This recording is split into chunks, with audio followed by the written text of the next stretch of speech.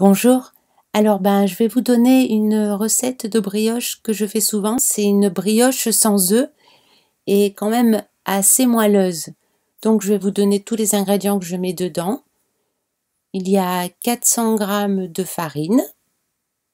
Alors c'est la T65 que je mets moi, mais bon. 60 g de sucre en poudre. 40 ml d'huile végétale. 300 ml de lait entier. Et ensuite, un petit sachet de levure boulangère. Et puis moi, je rajoute en plus de l'eau florale de fleurs d'oranger, mais ça, c'est bon, c'est un supplément. Et une petite poignée de sel. Donc, je prends les 400 g de farine. Je verse dessus le sucre. Alors, je vais faire un petit creux là, hop, pour mettre l'huile de tournesol. Et j'aurais dû ouvrir le flacon avant. Tac. Un petit peu de fleurs d'oranger. À peu près, hein, je fais comme ça. Alors là, la fleur d'oranger, je mesure pas, mais un petit peu. Il n'en faut pas de trop. Là, et je vais rajouter, je vais prendre le sel. Une petite poignée, juste une petite poignée de sel. Alors moi, tous mes ingrédients sont bio, hein, mais ça, c'est un choix. Et un tout petit peu de sel. Hop. Voilà, une petite poignée. Et ensuite, je mélange tous les ingrédients pour faire une pâte. Enfin, une pâte, il n'y a pas de lait encore. On attend qu'il chauffe, mais pour faire quelque chose de bien homogène.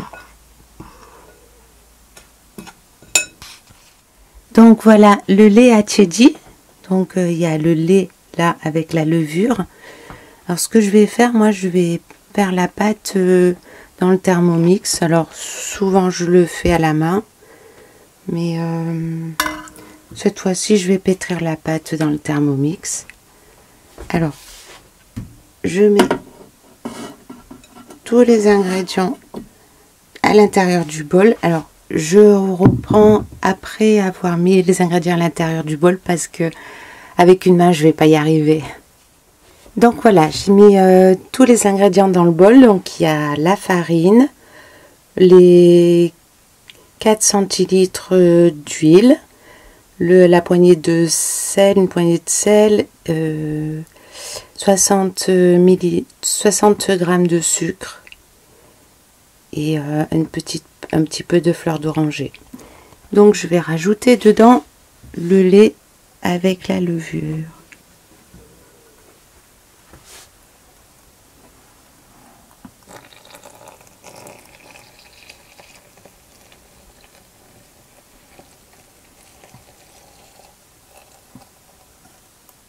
Donc voilà, tous les ingrédients sont dans le bol. Donc je vais refermer.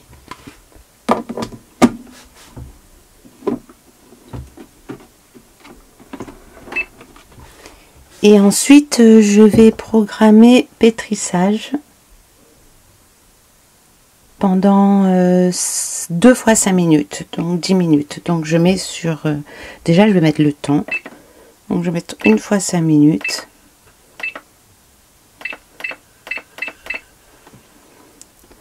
Je mets sur la fonction bol fermé et j'appuie sur épi.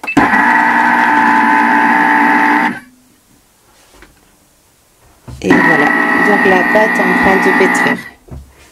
Je vous reprends à la fin des 5 minutes.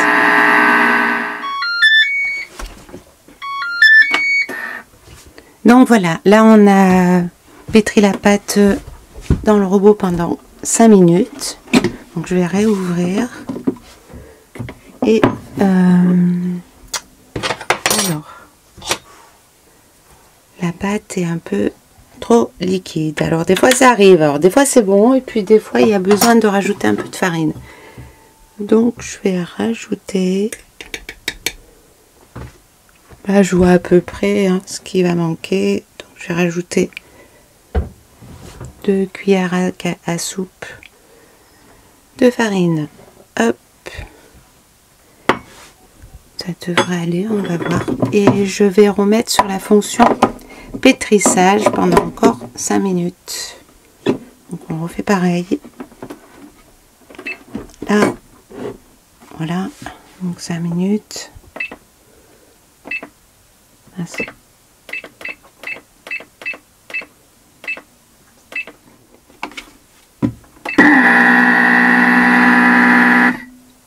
Et on repart pour 5 minutes.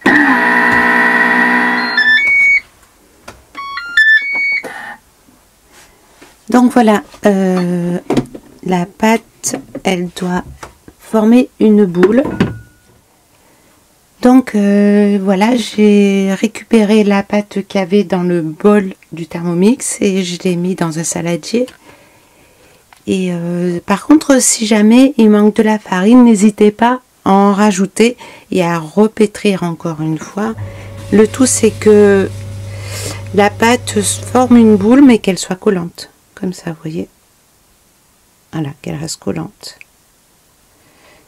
Mais qu'elle forme par contre une boule. Donc, une fois que la pâte est mise dans le saladier, ben, je vais la laisser bien 2 heures pour qu'elle gonfle. Et puis, je vous montre après qu'est-ce que ça donne au bout des 2 heures.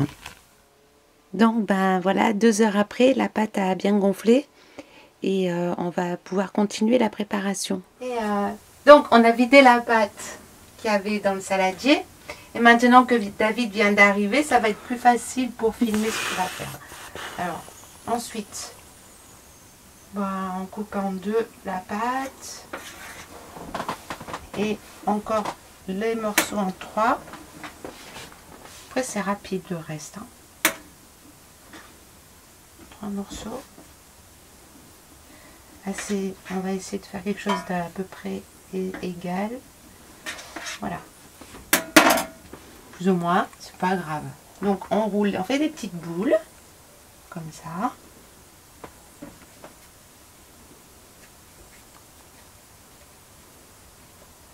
Donc 6 petites boules.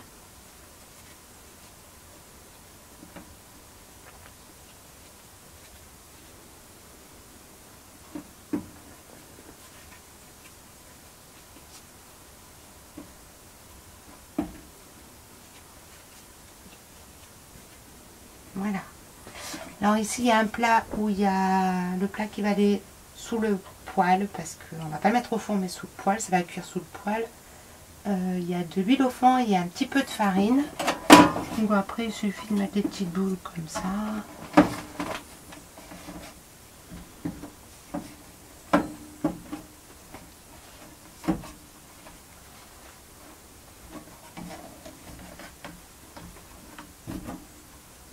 Et le dernier. Voilà. Et puis un petit peu de lait par-dessus. Un tout petit peu, hein, juste un fond de verre. Et on va rajouter un petit peu de sucre par-dessus.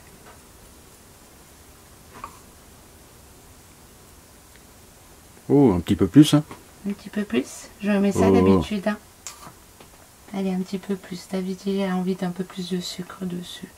Oh, j'ai une partie breton, j'aime bien le sucre et le caramel. Bon, pas de beurre.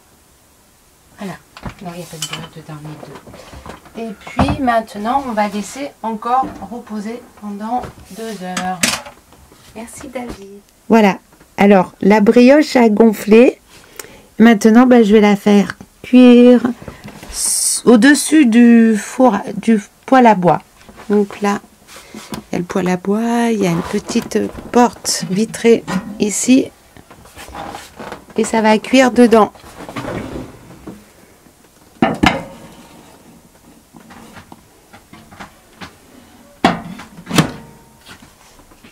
Allez, donc, ben voilà, on a sorti la brioche du poêle et voilà ce que ça donne. Donc, c'est le soir, on a mis la lumière, j'espère que ça va bien, qu'on va bien voir. Donc, la brioche, là, elle a refroidi. J'aurais aimé couper un petit bout pour vous montrer ce que ça donne. Si j'arrive avec l'appareil photo et une main. Alors, je vais sortir un morceau de tranche. Alors le fond, c'est un peu collé, mais parce que ça, c'est le plat qui fait ça. Mais voilà. On a coupé un petit bout de brioche avec un morceau qui manque au fond. Dommage.